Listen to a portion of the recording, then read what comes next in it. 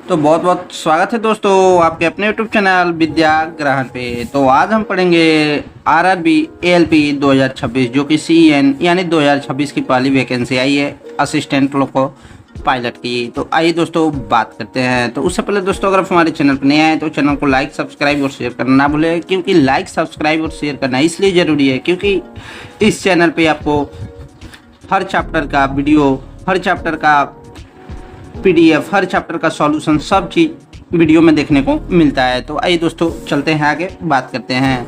तो रेलवे भर्ती बोर्ड ने, जी हाँ दोस्तों, आरआरबी रेलवे भर्ती बोर्ड ने विस्तृत नोटिफिकेशन जारी कर दिया। जी हाँ दोस्तों, जो कि विस्तृत नोटिफिकेशन यानी एएलपी यानी असिस्टेंट लोको पायलट का विस्तृत जानकारी जारी कर दिया है, जो कि इसके बारे में हम मुख्य जानकारी नीचे दी गई है उसके बारे में हम आपको बताएंगे। जो कि इस वीडियो में हम सीखेंगे दोस्तों महत्वपूर्ण तिथियां, यानी कब से कब फॉर्म भरा जाएगा, कब से कब डेट बंद होने की चांस है, करेक्शन विंडो क्या रहेगी, कौन से व्यक्ति इस फॉर्म को अप्लाई कर सकते हैं, किस जोन के लिए सबसे बेहतर होगा, वेतन क्या है, ये सब आपको इसमें एलिजिबिलिटी क्राइटेरिया क्या होगी, ये सब आपको देखने को मिलेगा। तो अब आइए बात करते हैं। पहला नंबर है जो कि नोटिफिकेशन जारी होने की तिथि, यानी कब नोटिफिकेशन जारी हुई थी। तो इधर हाल फिलहाल में 14 मई 2026 को नोटिफिकेशन जारी हुआ है।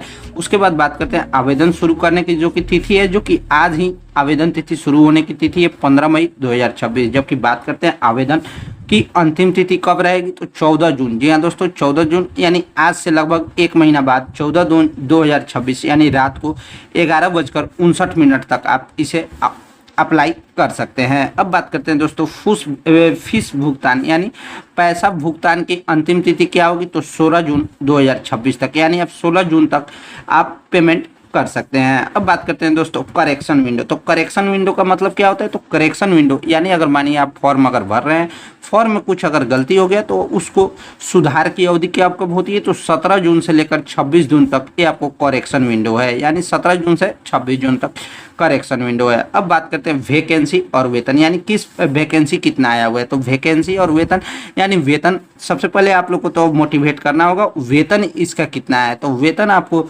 लगभग सब चीज़ मिलाकर सरकारी नियमों के अनुसार 50,000 के करीब इसका वेतन है। अब बात करते हैं दोस्तों इसमें कुल पद। तो कुल पद कितना है अभी, तो हाल फिलहाल के जैसे आज नोटिफिकेशन जारी हुआ है तो आज के डेट के अनुसार 11,127 कुल वैकेंसी आया हुआ है, जिसमें साथ में इंक्लूड है असिस्टेंट लोको पायलट भी। अब बात करते हैं दोस्तों वेतन स्तर। जी हाँ दोस्तों, जो कि पे लेवल, तो पे लेवल होता है दोस्तों दूसरा पे लेवल है, जो कि इसका शुरुआती मूल वेतन 19,900 जो कि 7वीं सीपीसी यानी 7वीं मूल वेतन के हिसाब से। अब बात करते हैं शुरुआती मूल वेतन जो कि 19,900 रुपया है, और प्लस में जो कि अन्य रेलवे भत्ते हैं। जी हाँ दोस्तों, जो कि बहुत सारा रेलवे का भत्ता भी है, जो कि आपको सब चीज़ इसमें फ्री मिलेगा। 19,900 ये तो आपको कहने के लिए है। अब आइए बात करते हैं एलिजिबिलिटी क्राइटेरिया यानी योग्यता।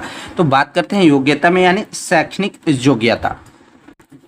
तो शैक्षणिक योग्यता में अगर आप 10वीं पास मैट्रिक पास कर चुके हैं और प्लस में आईटीआई, यानी जो आईटीआई जो कि ट्रेड 2 होता है, एक होता है एनसीबीटी से एक होता है एससीबीटी, जो कि NCBT means national council vocational training और SCBT means state council vocational training.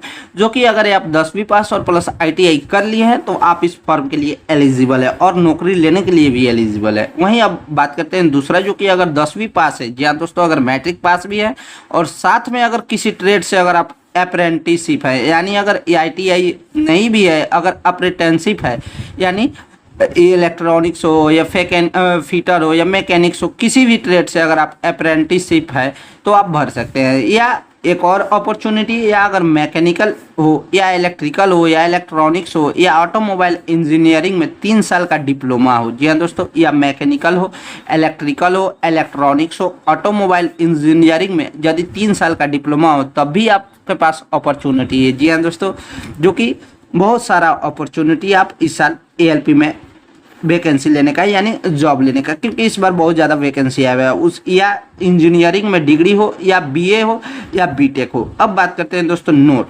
अगर जो फाइनल रिजल्ट का जो इंतजार कर रहा है, जी हाँ दोस्तों, जो कि अभी से लेकर पहले वाला बचा, जो कि अब जो एएलपी का पहले वाला वैकेंसी का जो रिजल्ट का इंतजार आने वाला है, जो रिजल्ट आने वाला है उसमें जो अभी जो छात्र हैं जो आप उधर पहले एग्जाम दे चुके हैं वो अभी इसमें फॉर्म नहीं भर सकते हैं। अब बात करते हैं दोस्तों आयु सीमा। जी हाँ दोस्तों, आयु सीमा जो कि आप जानकर दंग रह जाइएगा। आयु सीमा यानी एज लिमिट, तो एज लिमिट कब तक होगा, तो 1 जुलाई 2026। अब कोई भी फॉर्म आएगा तो 1 जुलाई 2026 तक ही आयु सीमा देखा जाएगा, 1 जुलाई से।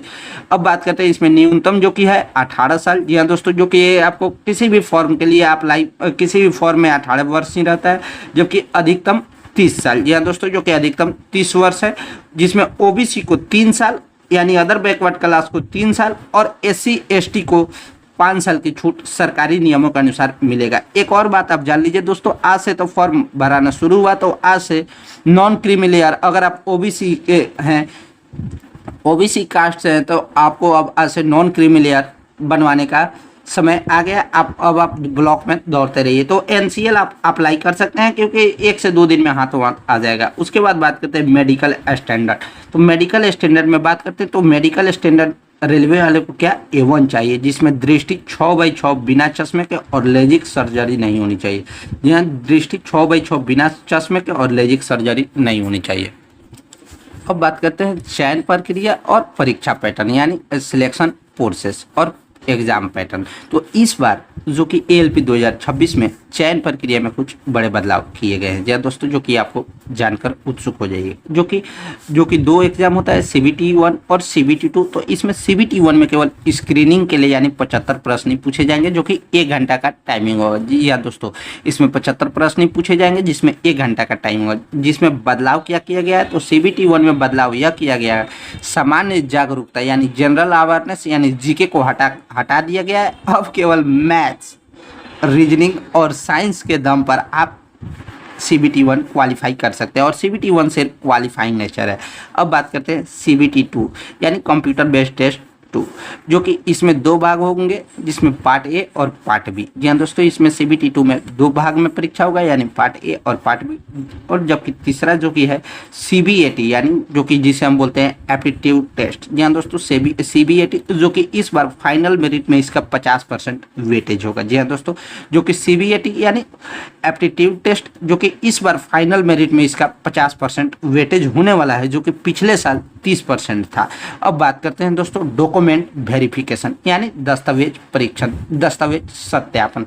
तो डॉक्यूमेंट वेरिफिकेशन और मेडिकल परीक्षण होगा, उसके बाद आप ALP बन सकते हैं, यानी स्टेशन मास्टर बन सकते हैं। आप ट्रेन को हाँक सकते हैं, ड्राइव कर सकते हैं। अब बात करते हैं आवेदन कैसे करें, यानी सबसे महत्वपूर्ण प्रोसेस है आवेदन कैसे करें। तो आवेदन आप आधिकारिक, जो कि रेलवे का आप आधिकारिक पोर्टल है rrbapply.gov.in पर जाकर ऑनलाइन कर सकते हैं, जो कि अभी इसमें और एक बात और जान लीजिए दोस्तों, लास्ट डेट आते आते उनका इंतजार मत कीजिएगा, क्योंकि लास्ट डेट तक आते आते इसका साइट बंद होने लगता है। अब बात करते हैं इसमें आवेदन शुल्क। तो आवेदन शुल्क जनरल, OBC, EWS के लिए 500 है, जबकि ST, ST, महिला और EBC यानी इकोनॉमिकली बैकवर्ड कास्ट के लिए 250 रुपये। जो कि आप एग्जाम देकर CBT 1 आ जाइएगा तो आपको 400 रुपये